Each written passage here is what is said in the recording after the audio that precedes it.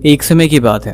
एक बार गौतम बुद्ध अपने शिष्यों के साथ बैठे हुए थे और बैठ के सब लोग आपस में बातें कर रहे थे कि जानवर कोई भी हो हिंसक होते हैं। इस पर गौतम बुद्ध ने बोला, नहीं, कोई भी जानवर इस दुनिया में हिंसक नहीं होता। इस दुनिया में सबको अपनी जान प्यारी है। तब तक एक शिष्य ने पूछा, आप ये बात इतने यकीन से कैसे कह सकते हैं? कल की बात है, कल मैं जंगल में भ्रमण कर रहा था। तब तक मेरे सामने एक भेड़ दिखाई दी। मुझे लगा कि छोटी सी भेड़ है, ये भला क्या करेगी, लेकिन उस भेड़ ने मेरे बिना कुछ किए मेरे पे हमला कर दिया। गौतम बुद्ध हंसने लगे, बोलते हैं ऐसा हो ही नहीं सकता। शिष्य ने बोला, ऐसा ही हुआ, मैंने उस भेड़ का कोई नुकसान नहीं किया, फिर भी उसने आके मेरे पे आके हमला कर दिया। गौतम बुद्ध कहते हैं, चलो मैं तुम्हें एक कहानी सुनाता हूँ। एक समय की बात है, किसी राज्य में एक राजा रहता था। राजा के 3 बेटे थे।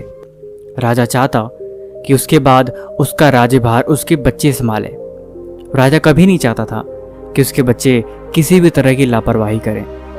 वो उन्हें हर तरह से अपने बच्चों को संपन्न बनाना चाहता था ताकि उनके अंदर कोई कमी न रहे। इसीलिए राजा ने शुरू से ही अपने 3 बच्चों पे हर तरह से विशेष ध्यान दिया था ताकि उनकी जिंदगी में किसी भी तरह की कोई कमी न रह जाए।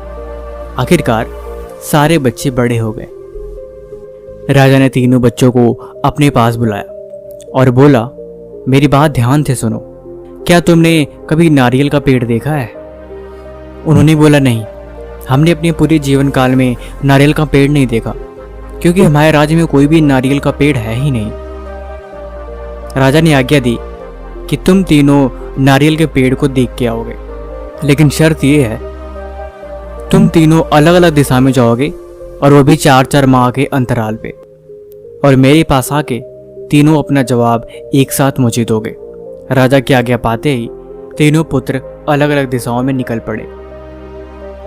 धीरे धीरे काफी वक्त गुजर गया। आखिर तीनों भ्रमण करके पेड़ का पता लगा के राज्य में आए। राजा के सामने उपस्थित हुए।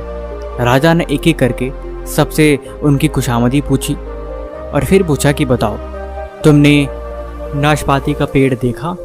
जी महाराज, हमने नाशपाती का पेड़ देखा। सबसे पहले बड़े पुत्र से पूछा। बड़े पुत्र ने बताया, नाशपाती में फल तो लगे थे, लेकिन उसमें पत्तियां नहीं थी, वो काफी रूखा सूखा और बेजान सा था। तब तक दूसरे ने बोला, नहीं भैया, आप ये कैसी बातें कर रहे हैं? मैंने नाशपाती का पेड़ देखा, वो काफी हरा भरा था और काफी ताजा था, लेकिन उसमें कोई फल नहीं लगे थे। नाशपाती के पेड़ में फल नहीं लगते, मुझे ये बात समझ में नहीं आई। तब तक तीसरे ने बोला, नहीं, तुम ऐसी कैसी बातें कर रहे हो? मैंने नाशपाती का पेड़ देखा, उसमें फल भी लगे थे और वो काफी हरा भरा भी था और काफी देखने में भी खूबसूरत पेड़ था। तब राजा ने बोला, तुम तीनों ही सही हो और तुम तीनों ही गलत हो। दरअसल तुमने जिस नाशपाती के पेड़ को देखा वो नाशपाती का ही पेड़ था, और नाशपाती का पेड़ ऐसा ही होता है, लेकिन नाशपाती का पेड़ ऐसा नहीं होता। तीनों ने बोले, महाराज आप कहना क्या चाहते हैं? नाशपाती का पेड़ ऐसा भी होता है और नाशपाती का पेड़ ऐसा नहीं होता। तब महाराज ने समझाया, तुमने नाशपाती के पेड़ को तुम तीनों ने अलग अलग मौसम में देखे। अलग अलग मौसम में पौधे अलग अलग रूप में होते हैं। पतझड़ में उनकी पत्तियां झड़ जाती हैं और बरसात के मौसम में वो हरे भरे हो जाते हैं, और एक मौसम में उनमें फल भी लगता है। जिंदगी भी कुछ इस कदर ही है। तुम किसी को भी थोड़े से वक्त में देख के उसकी लाइफ के आकलन नहीं कर सकते कि वो कैसा है कैसा नहीं है। इसीलिए किसी भी चीज़ को ज़िंदगी में समझने के लिए तुम्हें उसे वक्त देना पड़ेगा। काफ़ी देर तक तुम्हें उन चीज़ों को समझना पड़ेगा। जल्दीबाजी में करी गई चीज़ें और जल्दबाजी में दिया गया आकलन कभी भी सही नहीं होता। इसीलिए एक सही और अच्छा आकलन और एक अच्छी समझ के लिए थोड़ा वक्त लगता है, और ये वक्त तभी होगा जब तुम उस चीज़ को समझने में टाइम दोगे। तुम थोड़े समय के लिए वहाँ गए थे और थोड़े समय में ही चीज़ों को समझा है, इसीलिए तुमने आधी अधूरी जानकारी दी। अगर तुम वहाँ पे काफ़ी वक्त गुजारे होते, या फिर अगर तुम वहाँ पे 1 साल रुके होते, फिर तुम्हें समझ में आता कि बस मौसम आने पे वहाँ पत्तियाँ भी लगती हैं, पतझड़ भी होते हैं और फल भी लगते हैं। जिंदगी का यही क्रम है। लाइफ में सुख दुख खुशी दर्द सब आती है अपने अपने वक्त पे। इसीलिए जब भी बुरा वक्त आए तो सब्र करो, थोड़ी देर में सब कुछ ठीक हो जाता है। यहाँ पे घबराने से कोई भी चीज़ हाथ नहीं लगती।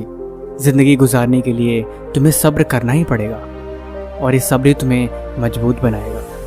उसने पूछा, लेकिन इसमें बकरे से क्या लेना देना? तब गौतम बुद्ध ने समझाया कि दरअसल तुमने उसे जल्दीबाजी में तुम उस बकरे को देख के डर गए थे, क्योंकि तुम इसलिए डरे कि वो तुम्हें नुकसान न पहुंचा दे, और वो इसलिए डरा कि तुम कहीं उसे नुकसान न पहुंचा दो। बकरे भी पालतू होते हैं, अगर तुम बचपन से उनके साथ रहो, उन्हें समझो, तो कभी तुम्हें आघात नहीं पहुंचाएंगे। हर जानवर ऐसा ही होता है। उसने अपनी आत्मरक्षा करी और तुमने अपनी आत्मरक्षा करी। इसी आत्मरक्षा के चक्कर में उसने तुम्हें आघात कर दिया। बाकी ये कहानी कैसे लगी आप हमें कमेंट बॉक्स में जरूर बताएं, और इसी तरह की और कहानियों के लिए इस चैनल को सब्सक्राइब कर लें। बाकी किसी भी तरह का कोई सवाल है या कोई बात पूछनी है तो आप हमें कमेंट बॉक्स में पूछ सकते हैं। तब तक मिलते हैं हम आपसे एक और नई वीडियो के साथ अगले दिन। धन्यवाद।